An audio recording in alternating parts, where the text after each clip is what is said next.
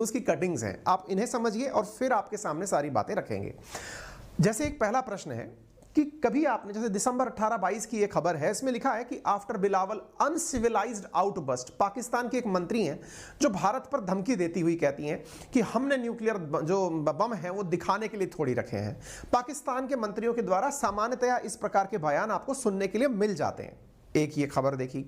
ऐसे ही एक और साहब इनसे पूर्व में एक मंत्री रहे हैं, उनका भी स्टेटमेंट सुन लीजिए। पाकिस्तान के मिनिस्टर हैं शेख रशीद, उन्होंने भी न्यूक्लियर वॉर करने की धमकी दी कि हमारे पास न्यूक्लियर बम है, हम चला देंगे। यार ये मंत्री लोग जब तहां देखें, पहले किसी ने दिसंबर में कहा, किसी ने अगस्त में कहा, इनकी धमकियों का परिणाम क्या निकलता है कि बाइडेन खुद आकर के बोलते हैं कि इस दुनिया में अगर कोई सबसे डेंजरस देश है ना, जो सबसे डेंजरस देश है जिसके पास में न्यूक्लियर बम है, तो उसका नाम पाकिस्तान है। क्यों है ऐसा? क्योंकि साहब इनके यहां पर सरफिरे लोग रहते हैं और उन सरफिरों की कहानी यह है कि वो किसी देश का कैसे नुकसान कर दें कुछ भी पता नहीं है। अर्थात यहां पर इनके बारे में डर पाकिस्तान के साथ साथ अमेरिका को भी है कि ये सरफिरे लोग हैं, इनमें आतंकवादियों के पास में, क्योंकि कई बार तो इनके यहां आतंकवादी ही बहुत ज्यादा सत्ता के अंदर करीबी तक होते हैं, तो ऐसी स्थिति में कहीं किसी गलत हाथ में हथियार पहुंच जाए तो उसकी वजह से कहीं कोई बहुत बड़ा नुकसान ना हो जाए। ये अमेरिका का स्टेटमेंट है। फिर हमने एक बार आपके लिए ऐसे ही एक सेशन किया था, जब आपके दिमाग में इतना तनाव है तो हमने इसके ऊपर एक सेशन किया था कि भारत पाकिस्तान के परमाणु ठिकानों पर हमला कर क्यों नहीं देता, है ना भाई। नेता लोग बयानबाजी कर रहे हैं, अमेरिका जानता है कि यह सबसे खतरनाक देश है जिसके पास परमाणु बम है, यानी कि ऐसे व्यक्ति के हाथ में सामान है जिसके ऊपर भरोसा नहीं किया जा सकता। ऐसी स्थिति में हम एक दूसरे के ऊपर हमला कर क्यों नहीं देते, या भारत उसके ऊपर हमला कर क्यों नहीं देता? इसके पीछे का कारण है दोनों देशों ने न्यूक्लियर वेपन्स को लेकर के एक एग्रीमेंट किया हुआ है। वो एग्रीमेंट कहता है, agreement between India and Pakistan, the prohibition of agreement against nuclear installation and facilities. यानी भारत और पाकिस्तान ने एक दूसरे के साथ मिलकर के ये कस्में वादे खा रखे हैं पहले से ही कि हम एक दूसरे के न्यूक्लियर इंस्टॉलेशन पर किसी भी प्रकार का, वॉइस आ रही है ना, और पाकिस्तान, हाँ, कि भाई हम लोगों ने एक दूसरे से कस्में खा रखी हैं कि हम एक दूसरे के न्यूक्लियर इंस्टॉलेशन पर किसी भी प्रकार का हमला नहीं करेंगे। Each party shall refrain from undertaking, encouraging और participating in directly or indirectly any action aimed at causing the destruction or damage to any nuclear installation or facility in the country। अब आप पूछेंगे सर ये इतने विश्वास पात्र हैं क्या? हमें तो लगा था कि ये दोनों हमेशा एक दूसरे के दुश्मन ही रहे हैं और हमेशा रहेंगे। क्या ये दोनों वाकई में इतने अच्छे मित्र हैं कि ये दोनों एक दूसरे को बता करके एक्शन लेंगे? देखिए मजबूरी है बताना। क्यों? क्योंकि किसी एक बॉम्ब के चलाए जाने से भारत खत्म नहीं हो जाएगा, लेकिन हां क्षेत्रफल के आधार पर देखा जाए तो शायद एक बॉम्ब के चलाने से पाकिस्तान जरूर मिट जाएगा। भारत ने कसम खा रखी है कि वो नो फर्स्ट यूज करेगा, यानी कोई भी बम चले हम पहले से उसके ऊपर कार्रवाई नहीं करेंगे। यदि हमने किसी के बम की प्रतिक्रिया दी तो सामने वाले को छोड़ेंगे नहीं, यानी छोड़ेंगे हम किसी भी मायने में किसी को नहीं। अगर किसी ने हमारे ऊपर बम चलाया तो प्रतिक्रिया इतनी खतरनाक होगी कि सामने वाला देश पूरी तरह से बर्बाद हो जाएगा। अब जब आपके पास में इस प्रकार की शक्तियां हो तो जिम्मेदारियां से उन्हें निभाने की जिम्मेदारी आपके ऊपर होती है कि हम रेस्पॉन्सिबल बिहेव करें, और उस रेस्पॉन्सिबल बिहेव में हमने एक दूसरे के साथ कुछ एग्रीमेंट्स कर रखे हैं, और उन्हीं एग्रीमेंट्स के तहत हम हर साल जनवरी और जुलाई में एक दूसरे देश को अपने कहां कहां न्यूक्लियर बॉम्ब रखे हुए हैं उनकी सूचना देते हैं।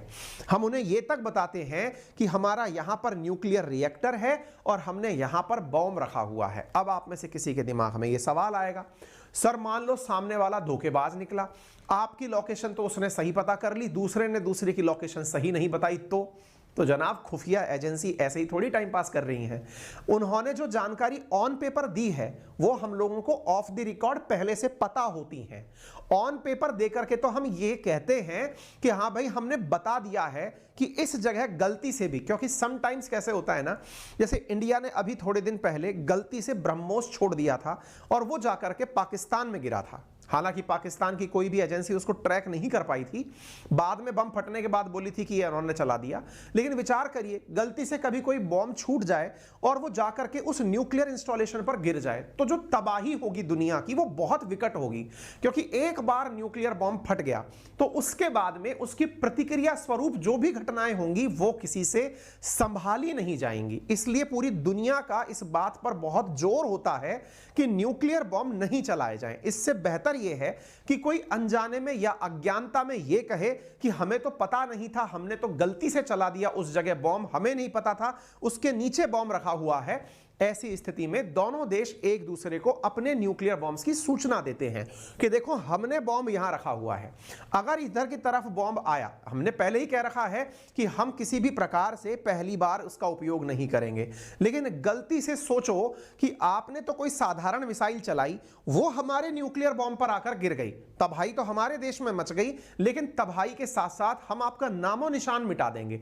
अब वो जो प्रक्रिया है ना, इसको पूरी तरह ऑफिशियलाइज करने के लिए दोनों देशों ने टेबल पर बैठकर एक दूसरे के साथ, जब देश में प्रधानमंत्री राजीव गांधी जी हुआ करते थे और उनकी तरफ से राष्ट्राध्यक्ष बेनजीर भुट्टो हुआ करती थी, दोनों ने एग्रीमेंट किया कि चलो एक काम करते हैं, आप दोनों अपन दोनों एक दूसरे को सारी जानकारी सही से देंगे ताकि कम से कम इस विभत्स घटना से बचा जा सके, है ना। केवल इतना ही नहीं, हम लोग एक दूसरे को यह भी बताते हैं कि हमारे पास दोनों देशों के कौन से नागरिक इस समय जेल में कैद हैं।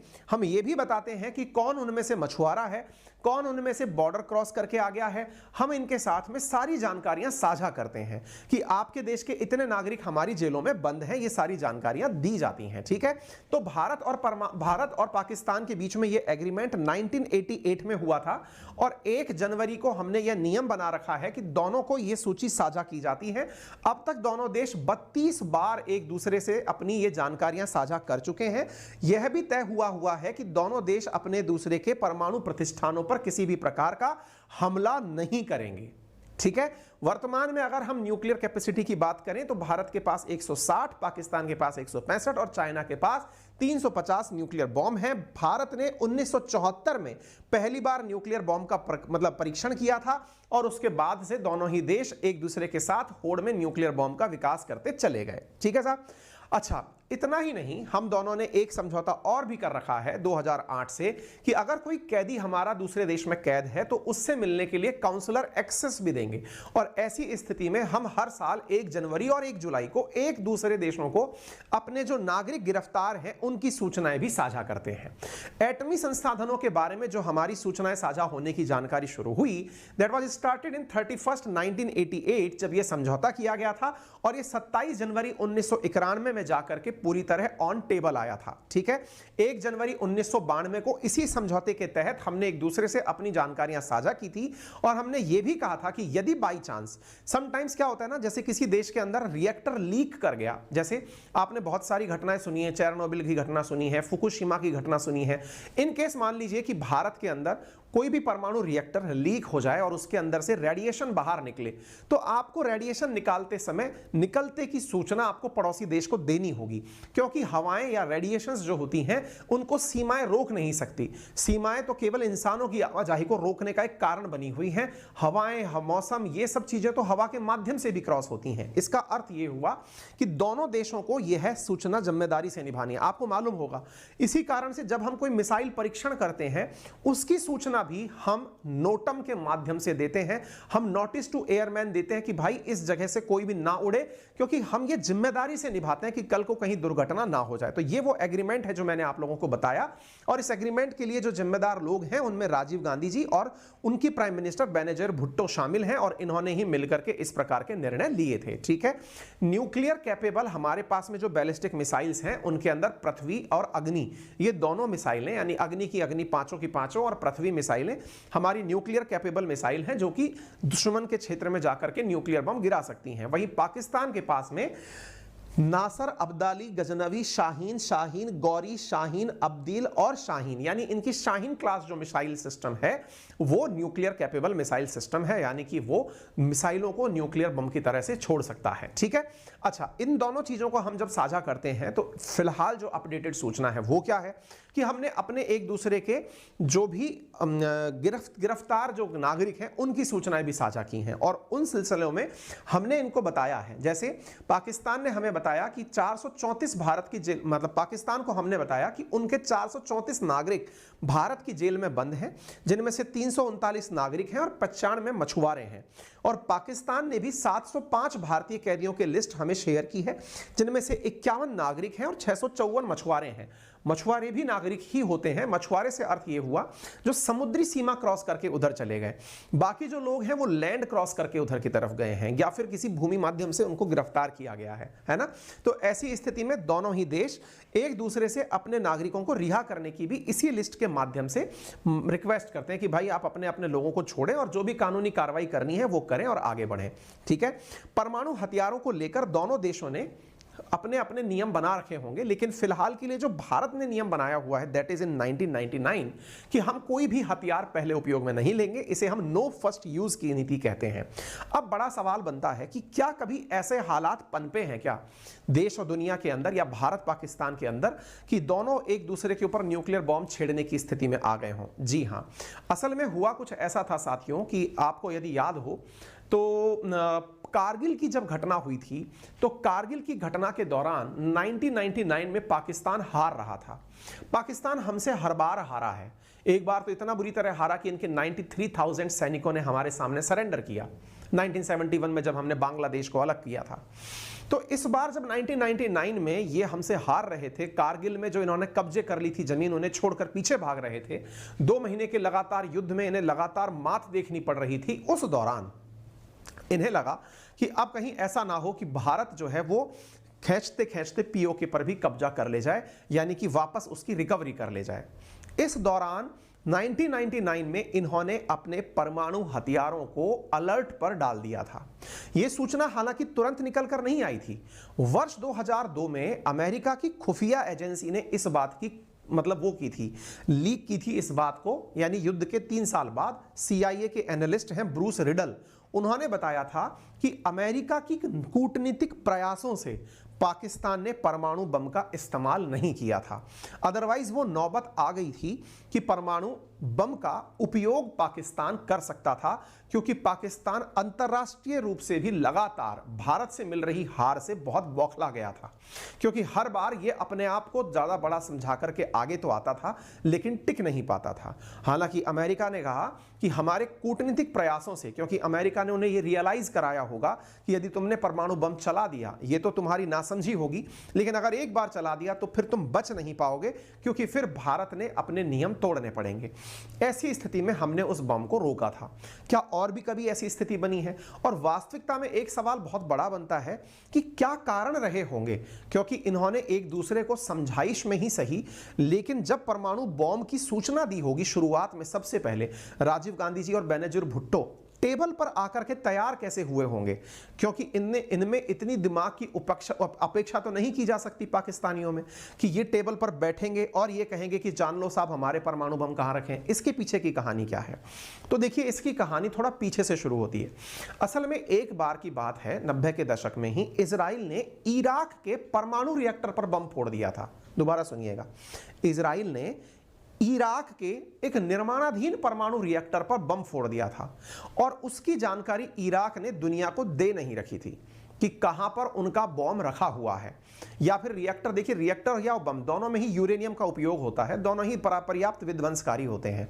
और उसकी वजह से जो घटना हुई उसके बाद दुनिया इतनी चेत गई कि यार अगर किसी के परमाणु रिएक्टर के ठिकाने पर या देश में रखे हुए न्यूक्लियर बॉम्ब पर दूसरा दुश्मन केवल साधारण मिसाइल भी डाल दे तो वो देश तो उसको रखे रखे ही बर्बाद हो जाएगा। आप विचार करो, आज हमारे देश में न्यूक्लियर बॉम्ब रखे हैं, हमको किसी दूसरे देश के ऊपर न्यूक्लियर बॉम्ब चलाने की जरूरत नहीं है, हमको तो कोई साधारण मिसाइल से भी मार सकता है ना।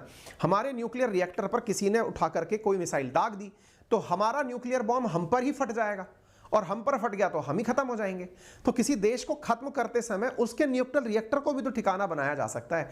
आज हम लोगों ने जो S-400 मिसाइल डिफेंस सिस्टम खरीदा है, उसके पीछे का बड़ा कारण क्या है? उसके पीछे का बड़ा कारण है कि हमारे ऊपर होने वाले किसी भी मिसाइल हमले को वो बचा सके। और तो और हम जब अपने न्यूक्लियर बॉम्ब्स को रखते हैं तो उन्हें पहाड़ों की तलहटी के अंदर छुपा के रखते हैं। हालांकि ये मुझे भी नहीं पता है कहां रखे हुए हैं, लेकिन जैसे फिल्में देखी जाती हैं या डॉक्यूमेंट्री देखी जाती है, उनसे ये पता चलता है कि जहां पर मिसाइलों का भी प्रथम बार में प्रभाव ना पड़े, हम इतनी सुरक्षित तरीके से उन्हें रखते हैं। समुद्र की गहराइयों में हम बॉम्ब्स को छुपा कर रखते होंगे या फिर किसी अंडरग्राउंड क्षेत्र में, ताकि जहां पर मिसाइल गिरे तो प्रथम बार में उस पर असर ना पड़े। लेकिन न्यूक्लियर रिएक्टर तो धरती पर ही होते हैं और वो पब्लिकली होते हैं। न्यूक्लियर रिएक्टर में भी यूरेनियम होता है। अगर ऐसी घटनाएं हो जाएं जैसे फुकुशिमा में या चेरनोबिल में हुई थी, तो ऐसे तो कोई भी देश बर्बाद हो जाएगा। इसी को ध्यान में रखते हुए इस बात का सिग्निफिकेंस क्रिएट हुआ था, क्योंकि जब बगदाद के ऊपर ये चलाया गया था, उसका मिशन का मतलब ओरिसाक रिएक्टर था बगदाद के अंदर, तब इजराइल ने उस पर बम डाला था। यह था वो घटना 7 जून 1981 की। इनका प्लांट था ओसीराक के नाम से, इजराइल ने इनके ऊपर बम गिरा दिया था और बगदाद के पास में काफी बड़ा नुकसान हुआ था। क्या इसके अलावा भी कभी ऐसा हुआ है क्या कि साहब कभी हम लोगों ने ऐसी नौबत देखी हो? तो भाई साहब ऐसा कहते हैं कि भारत ने एक बार वर्ष 1987 में इतनी जबरदस्त तरीके से अपनी सेनाओं को तैयार कर दिया था कि पाकिस्तान की सांसें सूख गई थी। यानी हम लोगों ने एक बार इतना जबरदस्त वॉर एक्सरसाइज किया। वॉर एक्सरसाइज का मतलब होता है कि पूरी तरह से तैयार हो जाओ युद्ध के लिए। जैसे आपने अभी इन दिनों जब यूक्रेन रशिया के बारे में सुना था, तो आपने देखा था ना कि रशिया कहता था कि मैं तो युद्ध का अभ्यास कर रहा हूं, और सीमा पर वो सारे के सारे सैनिकों को लेकर खड़ा हो गया। हालांकि उसने उस अभ्यास का परिणाम भी निकाल दिया यूक्रेन पर हमला करके। लेकिन भारत ने भी ऐसे 1987 और 88 के अराउंड किया था। उसने एक बहुत बड़ा युद्ध अभ्यास किया था, और ऐसा युद्ध अभ्यास कि हमने अपने लगभग आधे जवान जो हैं वो बॉर्डर एरिया में राजस्थान में लाकर खड़े कर दिए थे। 5 लाख सैनिकों की संख्या है जो बताई जाती है, जिससे पूरी दुनिया चिंता में चली गई थी कि कहीं ये युद्ध अभ्यास हकीकत में ऐसा ना हो जाए कि भारत जाकर के पाकिस्तान पर हमला कर दे। ये घटना थी ऑपरेशन ब्रेस स्टैक के नाम से, जो 1986-87 के बीच में भारत के द्वारा पाकिस्तान बॉर्डर पर की गई थी। इसकी खबर जो है वो न्यूयॉर्क टाइम्स में भी 1987 में प्रकाशित हुई थी कि on India's border huge mock war, यानी इंडिया जो है वो एक मॉक ड्रिल की तरह से मॉक वार का अभ्यास कर रहा है। ऑपरेशन ब्रेस स्टैक कभी आप विकिपीडिया पर भी पढ़ेंगे, अगर आप चाहेंगे तो इसके बारे में हम एक अलग से सेशन भी बना देंगे, जिसमें आपको ये बताएंगे कि कैसे वो घटना हुई थी जब हम अपने लगभग 5 लाख सैनिकों के साथ में मात्र 100 मील पाकिस्तान से दूर रह गए थे, और हमने अपनी पूरी तैयारी इस तरह से कर ली थी कि ये पूरी तरह से एक वॉर गेम हो। इतना ही नहीं, हमने न्यूक्लियर वॉर अगर हो जाए तो उससे निपटने के लिए क्या प्रयास किए जाएंगे, इसका भी हमने प्रयास किया था। तो ये सब चीजें हैं जिनसे कि न्यूक्लियर वॉर को लेकर के हमेशा मामले निकलते रहते हैं। उम्मीद है कि आपको यह जानकारी जानकर अच्छा लगा हो।